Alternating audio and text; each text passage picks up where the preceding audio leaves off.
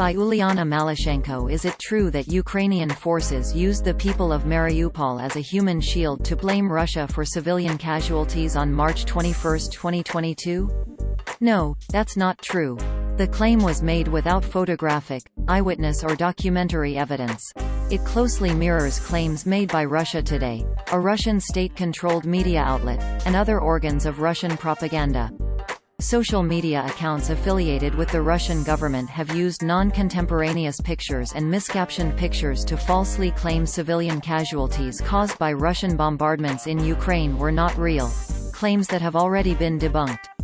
The most recent claim about Ukrainian forces preventing civilians from leaving Mariupol in order to blame Russia for their deaths appeared on YouTube on March 21, 2022, under the caption, Mariupol.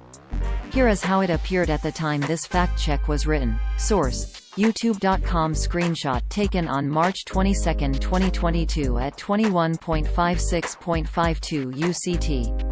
The narrator, a novelist and former dating coach who goes by the name of Gonzalo Lira, claimed that Ukrainian forces use the people of Mariupol as a human shield.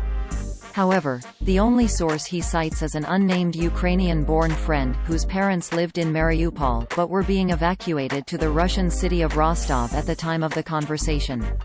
Referring to his friend, Lira said, quote, "She told me that the Azov battalion had used civilians as human shields. And a lot of things I've been hearing about were not Russian propaganda, they were real. Well, she didn't tell me that. That's the inference I drew." End quote. He continued, quote, "You're going to have to take my word for it.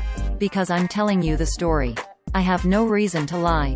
End quote. The narrator describes himself as Chilean who lives in Ukraine, again providing no evidence for the claim. According to his Patreon account, he is being funded by 3,417 people for producing YouTube videos.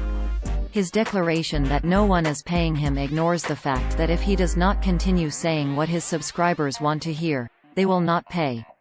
The claim that Ukrainian forces, including the Azov battalion, use civilians as a shield mirrors claims made by the Russian Ministry of Defense. On March 6, 2022, an identical statement was published by TASS, a Russian state-controlled news agency. It cited the Russian Ministry of Defense's humanitarian teams saying that, neo-Nazis of the territorial defense battalions are again using terrorists' tactics of combat operations, namely the human shield strategy. Source: TASS.com. Screenshot taken on March 22, 2022 at 20:27:20 UCT. On March 8, 2022, the same claim was broadcast by RT.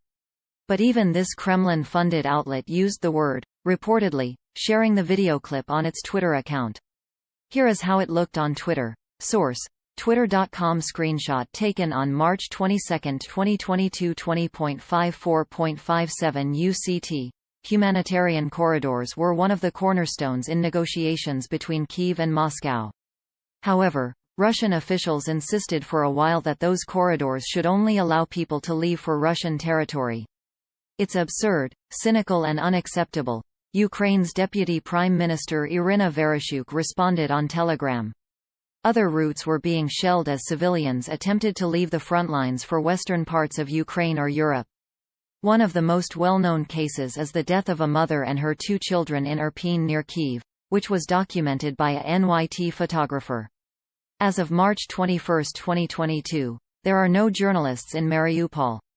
AP videographer Mstislav Chernov and AP still photographer Evgeny Maloletka, who documented Russian attacks on a hospital, a local theater, and an art school, have been evacuated from the besieged Ukrainian city. In their essay, journalists said that they themselves became targets for Russian soldiers for collecting the evidence of them targeting civilian objects. StopFake.org, a Ukrainian fact-checking organization that is, like lead stories, audited and certified by the International Fact-Checking Network and a signatory to its principles of neutrality and transparency, has debunked Russian claims that Ukraine is holding civilians against their will to use as human shields. Various resources affiliated with the Kremlin have tried to discredit the AP journalists' testimonies by spreading untrustworthy claims.